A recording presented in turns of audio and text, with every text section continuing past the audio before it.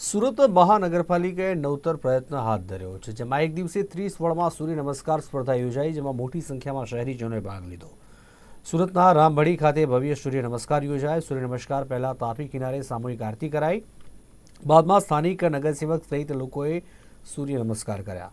1.5 લાખથી વધુ લોકો સૂર્ય નમસ્કાર સ્પર્ધામાં જોડાવાના હોય ત્યારે 30 વળમાં 180 વિજેતાઓ પણ અને ત્યારબાદ ઝોન કક્ષાએ ભાગ લેશે।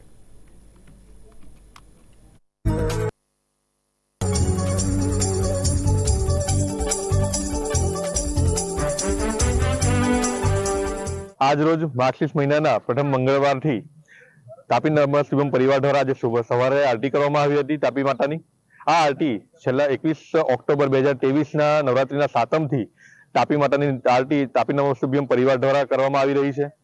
આ આરતી તાપી માતાના આશીર્વાદથી, સુરતીઓના ઉત્સાહથી અને સાથ સહયોગથી નિરંતર ચાલતી આવેલ છે। હવે આ તાપી આરતી ઘાટ સુંદર રીતે વિકસિત થાય તે રીતનું આયોજન પણ કરવાના છે। તેના અનુસંધાને આજરોજ અમે સૂર્ય નમસ્કાર પણ કર્યું છે અને ભવિષ્યમાં યોગ અને પ્રાણાયામમાં યુવાઓ જોડાય તે રીતની પણ એક્ટિવિટી અમે કરીશું।